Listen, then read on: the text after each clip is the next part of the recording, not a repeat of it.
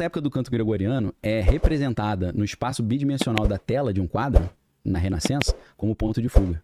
É mesmo? Porque quando você estuda, todas as linhas convergem para um único ponto. Aquele ponto é o rei da parada. E é o quê? É um único Deus. Coloca a profundidade de campo ali, né? Para mostrar ponto de fuga. Ponto de fuga para o pessoal entender. Isso. Então, quando você faz esse estudo, você percebe que esses avanços na música e na pintura, eles antecipam mudanças na sociedade.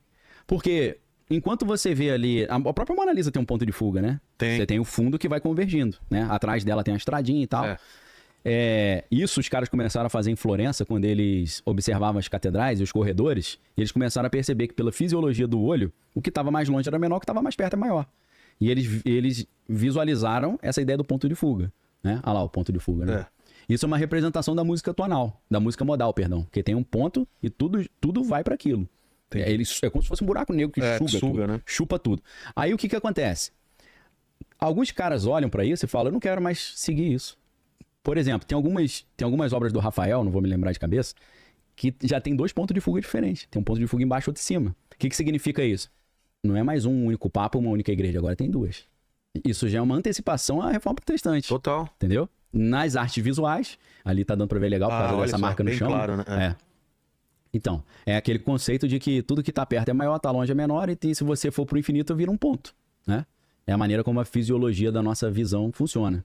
Então, assim como você teve ali o cisma do Ocidente, que foi quando a igreja, em 1453, a igreja de Roma brigou com a igreja oriental da Constantinopla, viraram 2 igrejas. Não tinha reforma protestante ainda. 2 papas. Teve a crise dos papas lá, né? A crise das investiduras, né? Como eles chamam. Teve uma briga do rei com o papa, né? Porque o rei lidava só com a nobreza e o papa com a religião. Aí o papa quis dar pitaco na nobreza e o rei também quis dar pitaco na religião. E, na verdade, o Império Romano restaurado no Sacro Império Romano Germânico, ele já é isso. Porque você não tem só o imperador romano, agora você tem o imperador de Roma e o papa. Por isso que é o Sacro Império Romano e Germânico, é Alemanha e Itália. Roma e Alemanha. Então, são 2. Aí começa na pintura 2 pontos de fuga. Entendeu? Começa na arquitetura também, essa ideia. Aí a Catedral Gótica vai representar um pouco isso. Interessante pra cá. São mensagens subliminares. Aí, quando você já tem 2 pontos de fuga e você já tem o mesmo objeto olhado de pontos diferentes, como você vai ver, por exemplo, Las Ninhas, do Velázquez, né? Que o Michel Foucault analisa em profundidade nas Palavras e as Coisas, no filme. É sensacional pra você que gosta de, né? Que você é artista, desenha.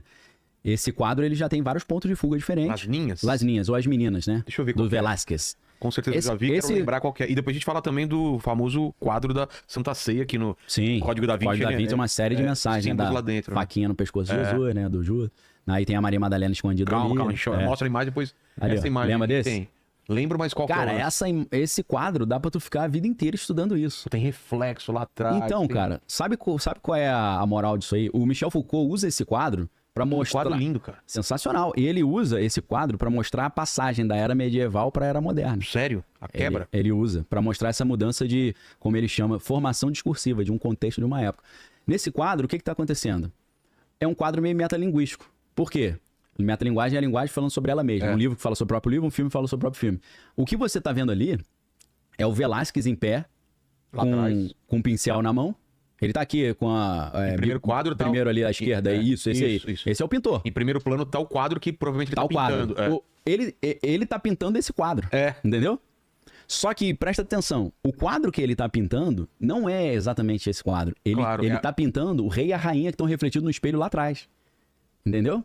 Tá vendo ali? É pra onde ele tá olhando. Pra onde ele tá olhando. Cara... Aquilo lá é o quadro. Que doideira. Entendeu? Então, o que ele tá dizendo? Ele tá dizendo, ó, o rei e a rainha agora estão lá atrás, meu. Monarquia tá acabando. Nossa. Entendeu? Quem tá na frente agora é a nova geração, a juventude, o cachorro e o pintor. A nobreza. Entendeu? Então, isso aqui tem um mundo de interpretações. Nossa. Um mundo. Cara. Tá? Então, um prenúncio de uma transformação da sociedade. O Velázquez intuiu uma coisa que estava acontecendo e ele representou isso no espaço bidimensional do quadro. Esse quadro, ele tem pontos de fuga diferentes. Tanto que você tem um outro quadro lá atrás que não tá seguindo a profundidade de campo tradicional. Exato. Entendeu? Então, o que começa a acontecer? E aí que é o grande pulo do gato. Chega um cara que fala assim, meu irmão, eu não quero ter um ponto de fuga, nem 2, nem 3. Eu quero ter tudo ao mesmo tempo, meu irmão. Um cara malucaço, um gênio. E eu fico feliz que meu pai é espanhol, tem cidadania, né? Quem é o Dali? Não, o Picasso. Ah, que O Picasso chegou... O cubismo, você tá falando? Lógico. O que ele fez? Quebra... Ele Ele, em vez de mostrar o que você tá vendo, mostra atrás e... Ele mostra todos os pontos de vista ao mesmo tempo. Entendeu?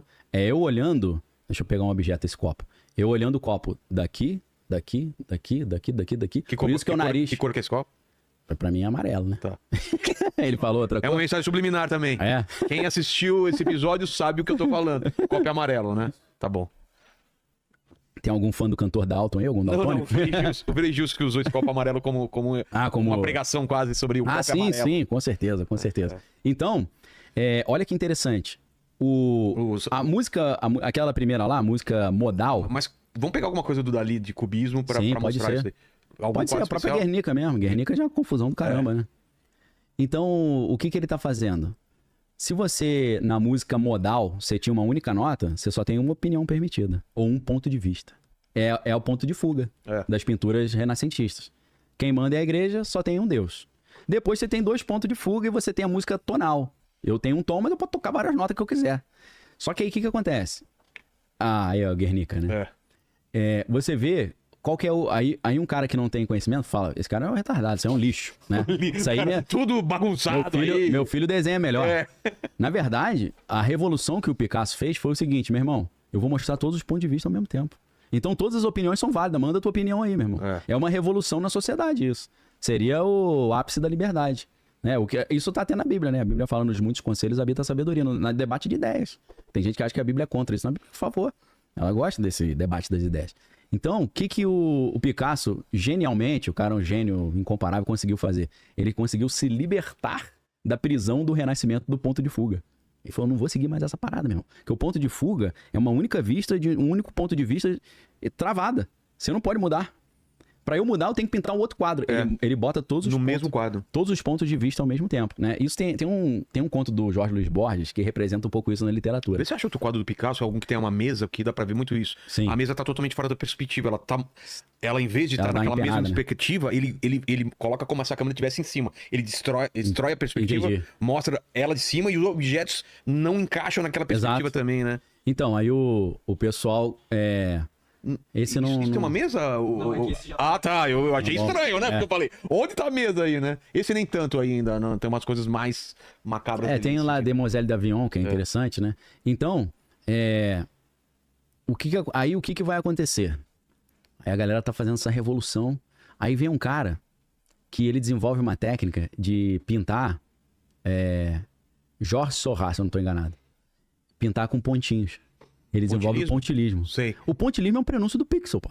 Porque o cara inventou o o pixel. cara vai lá, você olha de perto, não é nada, você se afasta e vê a imagem. Você vê a imagem. Olha isso, cara, que doido. Mas não era essa daí, não. Mas você vê o nariz fora do lugar, o olho pro outro lado. O conto do Borges se chama Funes o Memorioso. Entendeu?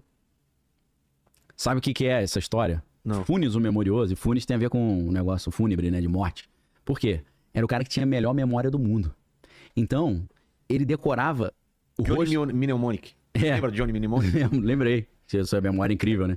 Ele decorava tanto a estrutura do rosto de uma pessoa que se a pessoa virasse um pouco pra ele já era outra pessoa. Cara. De tanto detalhe que ele tinha. Então ele ficou loucaço com aquilo. Ele só conseguia reconhecer a pessoa no ângulo que ele decorou tudo. Então o cara fica meio louco por causa disso. O Borges, pra quem gosta de literatura fantástica, é incrível. Então aí o que vai acontecer?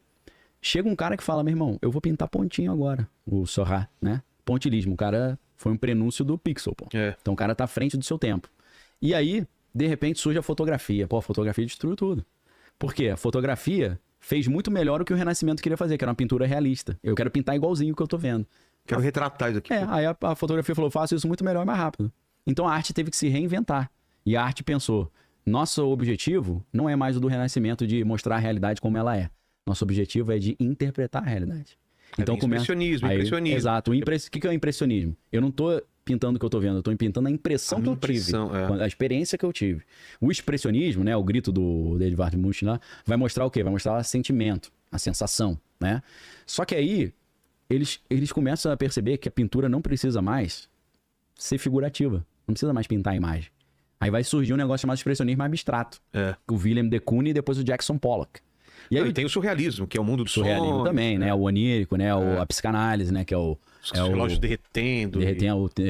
o cavalo com a pata gigantesca, parece ter um negócio meio Star Wars, né? Aqueles objetos gigantes. Então tem o Salvador Dalí, né? O Buñuel junto, tem o Cão Andaluz, o filme, né? Que é interessante pra caramba. Só que aí vem o Jackson Pollock e o que ele faz? Cara, é o expressionismo abstrato total. Ele cria uma técnica de pintura chamada dripping. Ele pega um balde, faz vários furos embaixo e pendura num pêndulo, e vai jogando. Né? Esse é o grito, né, do expressionismo alemão. O Pollock, Jackson Pollock, qualquer filme, qualquer quadro que você quiser botar vai dar pra ver isso. E tem um filme do Pollock com Ed Harris que é interessante pra caramba. Muito bom. Pra quem gosta de arte. O que acontece ali? E também é uma espécie de mensagem subliminar. Ele não encosta mais na tela. O pintor não encosta mais na tela. A tela tá no chão e a tinta tá caindo. Ou seja, um afastamento do autor da obra. O sujeito e o objeto. Entendeu? O homem se afastando da sua própria vida, do seu próprio mundo, a vida ficando sem sentido. Então vem a pintura abstrata com Kandinsky, né? Com Mondrian e por aí vai. E... olha lá, ó. Esse é o dripping, né? Que é você jogar a tinta no quadro. Então o artista não encosta mais no quadro. Então a arte virou mensagem subliminar total. Porque a arte virou... eu não vou mostrar a imagem, eu vou passar um conceito. Então, no expressionismo abstrato, que é o nome dessa linha, não é só o Jackson Pollock, o Willem de Kooning também, que é uma inspiração do Pollock, vai passar essa ideia de que eu não encosto mais na tela, a gente não está representando mais imagens, a gente está apresentando uma ideia, um sentimento. E representando esse afastamento da obra. O homem se afastando do mundo, a gente não entendendo mais o mundo ficando confuso, né? Porque o expressionismo vem da Segunda Guerra Mundial, os caras falam, poxa, esse mundo é muito caótico, né? Quantas pessoas morreram? Olha lá. Aí, mais uma vez, o cara olha e fala, até meu filho faz isso, né? Aqui, duvido. A geladeira aqui. Eu fiz. Então. Junto com meu filho, inclusive. É genial, pô. O conceito da parada, né? Então a arte, ela começa a ser um veículo de mensagens subliminares. E olha que louco, a gente tá em outra quebra da tecnologia, a mesma coisa que aconteceu com a fotografia.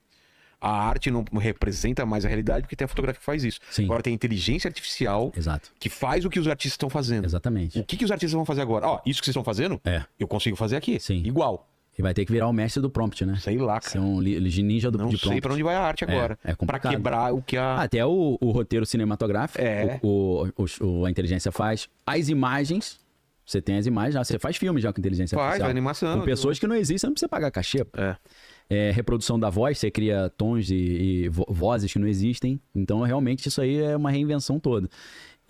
Tudo isso envolve uma mensagem que está por trás, uma mensagem subliminar. Você precisa se reinventar, o mundo mudou, não é mais a mesma coisa, agora é caótico, né? É uma nova fase e tal. Então, isso é um assunto que dá vida, isso eu amo, né? Eu também. Meu doutorado, ele começou na área do Renascimento. Meu doutorado em linguística. Isso não é um cachimbo, né? Isso não é Ceci n'est pas une pipe, né? Também, eu esqueci de quem é isso aí, cara. Pô, é do francês lá, né? Vê pra gente essa imagem e vai aparecer o nome dele. Esqueci, mas pega até mal. Foucault analisou, Michel Foucault tem vários artigos. Qual que é a ideia dele, por exemplo? Ele representa um cachimbo, mas fala que aquilo não é um cachimbo. Então, ele tá quebrando a conexão da linguagem com o mundo. Entendeu? Aquela história que a galera da lógica percebeu, que é o Gottlob Frege, que é um filósofo alemão já antigão, que era matemático. O que aconteceu? Deixa eu explicar rapidinho.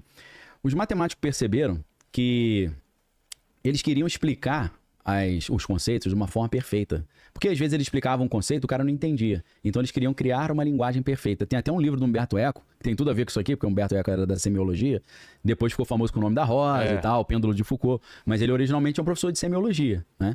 E aí, ele criou um conceito interessante de apocalípticos integrados, para quem quiser estudar. Mas o Humberto Eco, ele tem um livro chamado A Busca da Língua Perfeita, que é interessante pra caramba. E ele vai mostrar que na filosofia analítica, que é essa área da lógica, os matemáticos tentaram criar uma linguagem perfeita que não tivesse margem para interpretação. Tipo, não, eu não concordei com o que você falou. Não é isso. Então eles criam uma linguagem lógica que é perfeita. Tipo, o atual rei da França é calvo. Eles não vão escrever isso, eles vão escrever existe X, tal que X, né, é único, e X é o atual rei da França. Então, eles traduzem isso para equações. São equações. Não tá escrito isso na equação, mas tá... É um Ezinho virado pro lado errado e o X. Existe X. Aí depois, tal que X é único. Entendeu? Por que ele tá falando que existe X e o X é único? Porque quando você bota o O, isso é uma descrição definida na lógica. Então, a mensagem subliminar que tá passando quando eu falo o Vilela é legal, eu tô dizendo o seguinte, Vilela existe, só existe um Vilela e ele é legal. Entendeu? Então, eles estudando isso, a busca dessa linguagem perfeita, que não admite dúvida, nem opinião, eles perceberam, e aí ele escreve isso num artigo chamado Sobre o Sentido e o Referente, né? Em alemão é Übersinn und Bedeutung, e ele fala, cara, tem frase que tem sentido, mas não tem referente no mundo. Tem frase que eu entendo, mas eu não encontro no mundo. Então a linguagem não está colada no mundo, a linguagem é separada do mundo. A linguagem é um mundo e o mundo é outra coisa. Eu não consigo falar perfeitamente do mundo. Eu posso ficar aqui 1 ano falando e nada do que eu falar existe. Por exemplo, o quadrado redondo, o unicórnio rosa, né? O atual rei da França é calvo. Não tem rei na França, pô, e muito menos ele é calvo, que o reizinho da França, que é o Macron, é cabeludo, né? Então, isso não é um cachimbo. O pintor, que eu esqueci o nome, eu tô com a raiva que eu esqueci o nome. Como chama aí? Eu mandei pra vocês a Esse não é um cachimbo. Isso não é um cachimbo, meu Deus, estudei tanto isso. Magritte. René Magritte. René Magritte. Sensacional, né? Magritte é incrível. Tem aquela da janela, né? Que tem uma janela assim com mar, que é sensacional. Então, o que ele tá dizendo? Cara, a linguagem é uma coisa, o mundo é outra. E a linguagem é uma coisa, o mundo é outra e a pintura é outra, a imagem é outra. Aí volta lá no Platão, do simulacro, né? Que Platão acha que a gente, no mundo físico, tá afastado do mundo das ideias, que é o mundo real. Né? Quando você imagina uma cadeira, essa é a cadeira real. Você vai lá, busca aquilo e traz pro mundo... Essa é a forma, o mundo das formas perfeitas. Quando eu... Cecília Pine Pip, que isso não é um cachimbo. Né? É claro que isso não é um cachimbo, isso é uma imagem e um cachimbo. Uma representação. Entendeu? Então ele está mostrando o deslocamento da linguagem, do mundo e da pintura, da arte. São esferas diferentes. É essa brincadeira com a linguagem que ele está fazendo, né? Então, a ideia é que do Sócrates que a gente estava falando, né?